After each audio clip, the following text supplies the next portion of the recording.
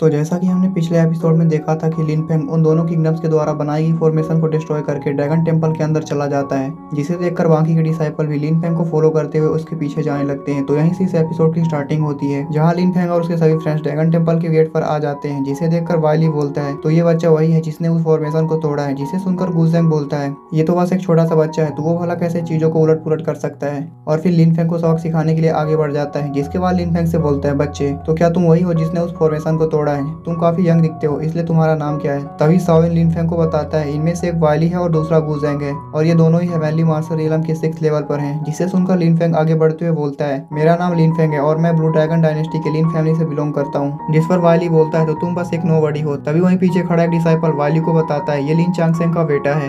जिसे सुनकर वो दोनों सरप्राइज हो जाते हैं। जिसके बाद गुजैंग बोलता है मुझे उम्मीद नहीं थी कि तुम एक नोबल फैमिली से बिलोंग करते हो, लेकिन तुमने उस फॉर्मेशन को अपने फादर के द्वारा छोड़े गए ट्रेजर की हेल्प से तोड़ा होगा। जिसे सुनकर लिन फेंग बोलता है इससे कोई फर्क नहीं पड़ता कि मैंने ट्रेजर का यूज किया है या नहीं, लेकिन तुमने सबसे पहले मेरे लोगों को चोट पहुंचाया, जिसके बाद ही मैंने उस फॉर्मेशन को तोड़ा है, इसलिए अब हिसाब बराबर हो गया है। लेकिन यदि तुम मुझे कंटिन्यूसली प्रवोक करते रहते हो तो फिर मुझे क्रूर होने के लिए दोष मत देना। जिसे सुनकर गुजैंग बोलता है तुम बहुत ज्यादा एरोगेंट हो, इसलिए मैं देखना चाहूंगा कि तुम कैसे क्रूर होते हो। और ये कहकर अपनी स्पिरिचुअल सील को एक्टिवेट करने लगता है। जिसे देखकर साओ वाई लिन फेंग को बताती है मेरी करंट स्ट्रेंथ के साथ मैं इस स्पिरिचुअल सील को डिस्ट्रॉय करने के लिए एंसेस्ट्रल ड्रैगन आई की पूरी पावर को एक्टिवेट कर सकती हूँ, लेकिन बाइली के पास भी इसी प्रकार की एक स्पिरिचुअल सील है, इसलिए तुम्हें मेरी पावर को पूरी तरह से खत्म होने से पहले ही उन्हें हराना होगा, नहीं तो तुम इन लोगों से नहीं जीत पाओगे। जिसे सुनकर लिन फेंग अपनी पावर को बढ़ाने के लिए तुरंत अपने चारों तरफ की ड्रैगन एनर्जी को एब्जॉर्ब करने लगता है। जिसे देखकर गुजैंग बोलता है क्या अब बहुत लेट नहीं हो गई है तुम्हें तुम्हारी पावर को बढ़ाने में? जिसके बाद वो अपने किंगडम से सभी डिसाइपल से बोलता है तुम सभी लोग अपनी पावर को एक्टिवेट करके मुझे इस सील ट्रेजर की पूरी पावर को अनलीज करने में मेरी मदद करो। जिसे सुनकर वो सभी डिसाइपल भी उस ट्रेजर सील को एक्टिवेट करने में हेल्प करने लगते हैं। तभी एक ह्यूज टर्टल दिखाई देता है, जिसे देखकर बाइली भी अपने साथ आए हुए डिसाइपल की हेल्प से उस सील ट्रेजर को एक्टिवेट करने लगता है,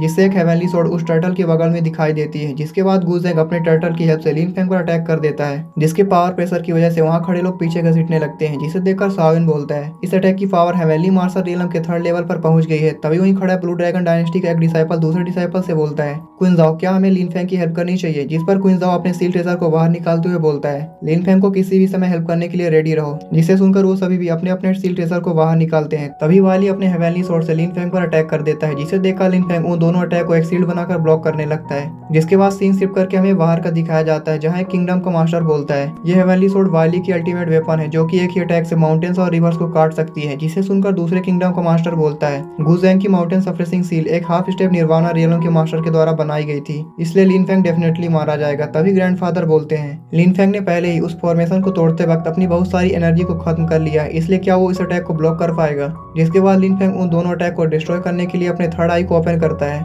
जिससे एक बहुत बड़ा ब्लास्ट होता है। तभी वाइली बोलता है ऐसा लगता है कि आई पावर स्पेस को भी तोड़ सकती है। जिसे सुनकर गुजैंग बोलता है ये कैसे संभव है? लिन फेंग के पास इतनी टेरिफाइंग पावर कैसे हो सकती है? जिसके बाद लिन फेंग की उस आई से एक स्फीयर निकलता है, जो कि एक ही झटके में उस हेवनली स्वॉर्ड और उस ह्यूज टर्टल को डिस्ट्रॉय कर देता है। जिसके बाद लिन फेंग अपनी ड्रैगन मार्शल स्वॉर्ड को बाहर निकालकर उन सभी पर अटैक कर देता है, जिसे वो सभी ब्लॉक करने की कोशिश करते हैं, लेकिन ब्लॉक नहीं कर पाते और घायल हो जाते हैं। तभी एक डिसाइपल बाकी के सभी लोगों को उस स्पिरिचुअल सील से अटैक करने को कहता है, जिसे देखकर लिन फेंग उन सभी पर सोनिक वेव से अटैक कर देता है, जिससे वो लोग पीछे घसीट जाते हैं। जिसके बाद लिन फेंग उन सभी पर अपने आइस फ्रीज टेक्निक से बहुत सारे अटैक करता है, जिससे वो लोग एक आइस क्रिस्टल में फ्रीज हो जाते हैं। जिसे देखकर उन दोनों किंगडम से मास्टर सरप्राइज हो जाते हैं। तभी एक मास्टर बोलता है ये किस प्रकार की डिवाइन एबिलिटी है? लिन फेंग सच में एक मॉन्स्टर है, यहाँ तक कि उस समय लिन चांगसेंग भी इतना डरावना नहीं था। जिसके बाद ग्रैंडफादर बोलते हैं लिन फेंग सच में एक हेवन के द्वारा भेजा गया टैलेंट है। वहीं पर मास्टर सीधू बोल रहे होते हैं मैंने उससे कमतर आका, और लास्ट में क्वीन ज़ाओ बोलते हैं लिन फेंग ने 2 मेजर डायनेस्टी के ग्रेट टैलेंट को हरा दिया है, इसलिए प्रिंसेस ड्रैगन हॉल में एंटर कर सकती हैं। तभी वहीं पर मुरोंग फेंग आते हुए बोलता है लिन फेंग के पास सच में बहुत अच्छी टेक्निक्स हैं, इसलिए ये 3rd प्रिंस के लिए बड़े दुख की बात है। जिसके बाद हमें 3rd प्रिंस का सीन दिखाया जाता है, जो कि उस ड्रैगन बीस्ट से लड़ रहा होता है, लेकिन उस ड्रैगन बीस्ट को हरा नहीं पा रहा होता है। जिसे देखकर ग्रैंडफादर बोलते हैं क्वीन होंग का टैलेंट बुरा नहीं है, लेकिन उसके पास दृढ़ इच्छा शक्ति की कमी है, इसलिए वो लीडरशिप की पोजीशन के लिए योग्य नहीं है। लेकिन यदि उसका कंपैरिजन शाओलिन से किया जाए, जिसकी कल्टीवेशन लो है, उसके बावजूद वो लिन फेंग को फॉलो करने और 2 ग्रेट डायनेस्टी का सामना करने की हिम्मत करता है, इसलिए वो सच में बहादुर है। जिसे सुनकर मुरोंग फेंग थोड़ा जेलस हो जाता है। जिसके बाद सीन शिफ्ट करके लिन फेंग की तरफ दिखाया जाता है, जहां वो अपने सभी चिल्लर पार्टी के साथ आगे बढ़ रहा होता है, जिसे देखकर बाकी के सभी डिसाइपल्स भी आगे बढ़ जाते हैं। तभी वो सभी उन सीढ़ियों पर चढ़ने लगते हैं, जहां उन सभी पर काफी ज्यादा ग्रेविटी प्रेशर पड़ रहा होता है, जिससे परेशान होकर शाओलिन बोलता है मुझे ऐसा फील हो रहा है कि जैसे मुझे कोई पहाड़ कुचल रहा है, इसलिए मैं अब आगे नहीं बढ़ पाऊंगा। वहीं पर बाकी सभी की भी हालत खराब हो रही होती है और वो सभी भी बड़ी मुश्किल से आगे बढ़ पा रहे होते हैं। जिसे सुनकर लिन फेंग बोलता है चिंता करने की कोई जरूरत नहीं है,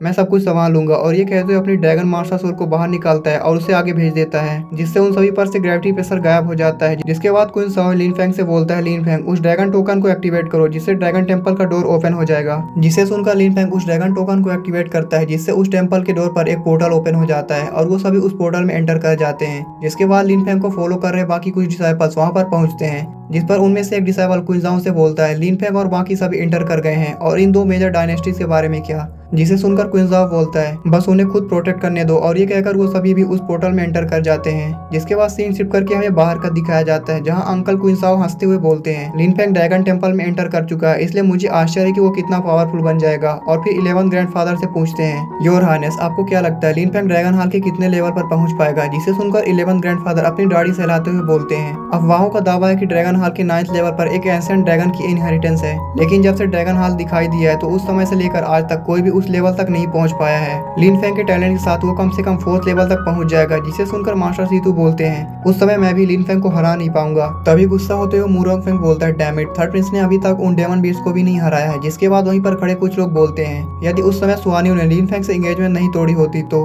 जिसके बाद चुप हो जाते हैं। और अब ये देखकर एक मास्टर बोलता है, ऐसा लगता है कि हमारे 2 डायनेस्टी के टैलेंट्स बस सपोर्टिंग कैरेक्टर बनकर रह गए हैं। जिसे सुनकर दूसरा मास्टर जेलस फील करते हुए बोलता है, ब्लू ड्रैगन डायनेस्टी इस प्रकार के मॉन्स्टर को कैसे पैदा करती रहती है। और आगे बोलता है, यदि वो हमारे क्लैन में बोर्न हुआ होता तो वो कितना वंडरफुल होता। जिसके बाद वो सभी उस पोर्टल से बाहर निकलते हैं और देखते हैं कि उस जगह पर बहुत सारे रेयर हर्ब्स मौजूद होते हैं, जिससे उन सभी की मार्शल सोल की पावर को बड़ी आसानी से बढ़ाया जा सकता है। जिसके बाद वो अब उन सभी रेयर हर्ब्स को कलेक्ट करने लगते हैं। तभी एक ड्रैगन ट्री को दिखाया जाता है, जो कि केवल डिवाइन ड्रैगन की स्पिरिचुअल एसेंस को एब्जॉर्ब करके ही ग्रो करता है। जिसके बाद लिन फेंग अपने चारों तरफ की जगह को स्कैन करने लगता है, जिससे उसे पता चलता है कि वहीं सामने ड्रैगन गॉड टेम्पल की सेकंड लेयर मौजूद है। जिसके बाद प्रिंसेस वहीं पर मौजूद ड्रैगन पुल के बारे में लिन फेंग को बताती है कि ये डिवाइन ड्रैगन के एसेंस से बना होता है और जिसकी हेल्प से बॉडी की फाउंडेशन को और भी स्ट्रॉन्ग किया जा सकता है। यही वजह है कि बहुत सारे rare talents dragon god temple आते हैं। जिसके बाद वो सभी उस पुल की तरफ बढ़ने लगते हैं, जहां रास्ते में साओ वाई लिन फेंग को बताती है कि यहाँ की ड्रैगन एनर्जी से लिन फेंग अपनी ancestral dragon body refinement technique को परफेक्शन के फर्स्ट लेवल पर पहुंचा सकता है।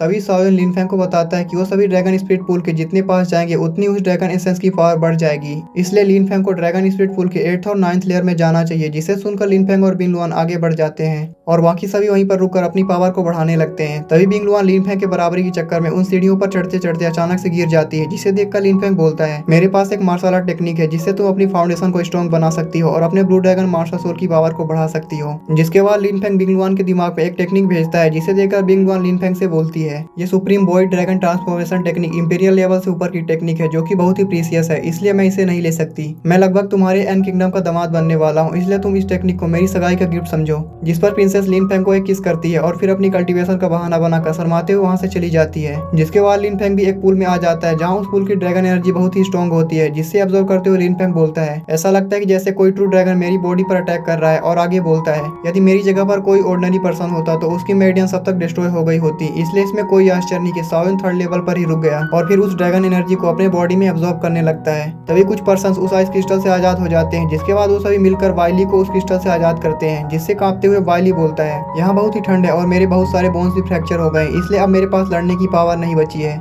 जिसे सुनकर क्वीन ज़ेंग बोलता है, इस वर्ल्ड में इतनी टेरिफाइंग आई पावर कैसे हो सकती है, इसलिए क्या वो एक रीइंकार्नेटेड गॉड है। जिस पर वाइली बोलता है, ये कितने शर्म की बात है, मैं इस अवसर को केवल अपने लिए यूज करना चाहता था, लेकिन मुझे ब्लू ड्रैगन डायनेस्टी से इतने डरावने मॉन्स्टर को पैदा करने की उम्मीद नहीं थी। जिसके बाद सीन शिफ्ट करके हमें थर्ड प्रिंस के पास दिखाया जाता है, जो कि अभी तक उन वीर से जूझ रहा होता है, जहां वो अपने और दूसरों की मार्शल सोल की पावर से उस सील को एक्टिवेट करके उस ड्रैगन बीस्ट पर एक सोनिक वेव अटैक करता है, जिसे वो बीस्ट बड़े आराम से ब्लॉक कर लेता है। जिसके बाद थर्ड प्रिंस एक ह्यूज हेवेली ब्लेड को समन करता है और उससे उस ड्रैगन बीस्ट पर अटैक कर देता है, जिससे वो ड्रैगन बीस्ट मारा जाता है। तभी एक पर्सन बाकी के सभी बीस्ट को फ्रीज कर देता है, जिसे देखकर बाकी सभी उस ड्रैगन टेम्पल की ओर बढ़ जाते हैं। और अब हमें उन सभी को उस ड्रैगन टेम्पल की ओर बढ़ते हुए दिखाया जाता है, जहाँ थर्ड प्रिंस उन सभी से बोलता है, उन सभी को जल्द से जल्द ड्रैगन टेम्पल के अंदर पहुंचना होगा, वरना लिन फेंग उन सभी ट्रेजर्स को ले लेगा। जिसके बाद हमें उन 2 किंगडम्स के पर्सन को दिखाया जाता है, जो सभी दौड़ते हुए उस ड्रैगन हॉल के डोर में एंटर कर जाते हैं और फिर अपने फ्रेंड्स के साथ थर्ड प्रिंस भी एंटर कर जाता है। तभी थर्ड प्रिंस और बाकी सभी वहां पहुंचते हैं और देखते हैं कि लिन फेंग ड्रैगन पुल के 9th लेयर में अपनी कल्टीवेशन कर रहा होता है, जिसे देखकर सुहानी अपने मन में सोचती है, लिन फेंग सच में यहाँ की ड्रैगन एनर्जी को एब्जॉर्ब करके अपने बॉडी की फाउंडेशन को स्ट्रॉन्ग बना रहा है, जिसकी वजह से वो ट्रांसडेंट रियल में पहुंच जाएगा, जो कि केवल लिन फेंग जैसे रेयर टैलेंट ही उस लेवल में पहुंच सकते हैं। जिसके बाद थर्ड प्रिंस भी सुहानी और बाकी लोगों के साथ अपनी कल्टीवेशन करने उस पुल में जाने लगता है। तभी वो सभी उस ड्रैगन सीढ़ियों को चढ़ने लगते हैं और जैसे ही सुहानी सुआन्यू अपना पहला कदम उस ड्रैगन सीढ़ियों पर रखती है, वैसे ही उस ग्रेविटी प्रेशर की वजह से पीछे घसीट जाती है, जिसे देखकर थर्ड प्रिंस बोलता है तुम्हारी कल्टीवेशन अभी लो है, इसलिए तुम इसी फर्स्ट लेयर पर रुको। और ये कहकर वो सभी आगे बढ़ जाते हैं, जिसे देखकर सुआन्यू अपने मन में सोचती है